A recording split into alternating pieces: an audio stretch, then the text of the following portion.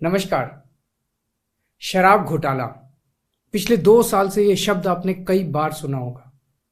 2 साल से बीजेपी की सारी एजेंसीज कई रेड मार चुकी हैं, कई लोगों को गिरफ्तार कर चुकी हैं, लेकिन अभी तक एक भी पैसे का हेरफेर कहीं नहीं मिला। कहीं से एक भी पैसा नहीं मिला। अगर भ्रष्टाचार वाकई हुआ है तो इतने करोड़ों रुपए गए कहां? क्या सारा पैसा हवा में गायब हो गया? सच्चाई यह है कि किसी तरह का कोई भ्रष्टाचार हुआ ही नहीं। अगर होता तो पैसा भी मिलता। ऐसे फर्जी केस में आम आदमी पार्टी के कई नेताओं को इन्होंने अभी तक जेल में रखा हुआ है। किसी के भी खिलाफ कोई सबूत नहीं है, कुछ साबित नहीं हो रहा, खुलेआम गुंडागर्दी चल रही है। किसी को भी पकड़ के जेल में डाल दो। अब बीजेपी मुझे गिरफ्तार करना चाहती है। मेरी सबसे बड़ी संपत्ति, मेरी सबसे बड़ी ताकत मेरी ईमानदारी है। झूठे आरोप लगा के, फर्जी सम्मन भेज के ये मुझे बदनाम करना चाहते हैं, मेरी ईमानदारी पे चोट करना चाहते हैं। इन्होंने मुझे सम्मन भेजे हैं। मेरे वकीलों ने मुझे बताया कि ये सम्मन गैर कानूनी है। क्यों गैर कानूनी है? ये मैंने इनको विस्तार से लिख के भेजा है। मैंने बताया है कि उनके सम्मन कैसे गैर कानूनी है, लेकिन उन्होंने मेरी एक भी बात का जवाब नहीं दिया। इसका मतलब उनके पास मेरी बातों का जवाब नहीं है। इसका मतलब वे भी मानते हैं कि उनका नोटिस गैर कानूनी है। क्या मुझे एक गैर कानूनी सम्मन का पालन करना चाहिए? अगर कानूनी रूप से सही सम्मन आएगा तो मैं पूरा सहयोग करूंगा। बीजेपी का मकसद जांच करना तो है ही नहीं। इनका मकसद तो लोकसभा चुनाव में मुझे प्रचार करने से रोकना है। ठीक लोकसभा चुनाव के पहले इन्होंने मुझे सम्मन भेजा है। क्यों? इस जांच को चलते 2 साल हो गए। अभी ठीक लोकसभा चुनाव के पहले मुझे क्यों बुलाया जा रहा है? पहले क्यों नहीं बुलाया?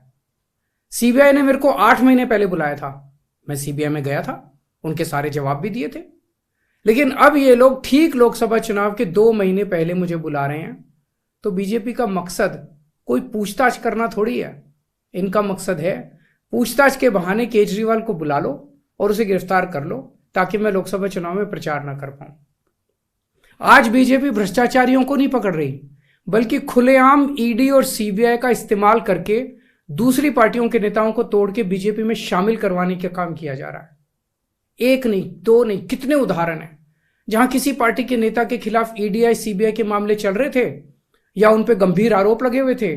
जैसे ही वो नेता बीजेपी में शामिल हुए, उनके सारे पुराने मामले बंद कर दिए गए या ठंडे बस्ते में डाल दिए गए। तो जो इनकी पार्टी ज्वाइन कर लेता है उसके सारे मामले रफा दफा कर दिए जाते हैं। जो इनकी पार्टी में नहीं जाता वो जेल जाता है। आज मनीष सिसोदिया, संजय सिंह और विजय नायर इसलिए जेल में नहीं है कि उन्होंने भ्रष्टाचार किया है। वो इसलिए जेल में है क्योंकि उन्होंने बीजेपी में शामिल होने से इंकार कर दिया है।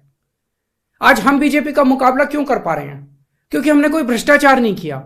अगर हमने जरा सा भी गलत काम किया होता तो दूसरे भ्रष्टाचारी नेताओं की तरह आज भी हम बीजेपी में शामिल हो चुके तो होते आज तक। इस तरह देश के ईमानदार नेताओं को जेल में डाल के और भ्रष्टाचारियों को अपनी पार्टी में शामिल करवा के ऐसे तो देश आगे नहीं बढ़ सकता। ये क्या चल रहा है? ये जो कुछ भी चल रहा है बहुत खतरनाक है। ये हमारे जनतंत्र के लिए बहुत गलत है। इसे रोकना होगा। मैं हमेशा देश के लिए लड़ा हूं। मेरा तन मन धन देश के लिए है। मेरी एक एक सांस देश के लिए है। मेरी खून की एक एक बूंद देश के लिए है। मेरे शरीर का एक एक कतरा देश के लिए समर्पित है। हमें मिलकर देश को बचाना है। मैं पूरी जी जान से इनके खिलाफ लड़ रहा हूं। आपका साथ चाहिए।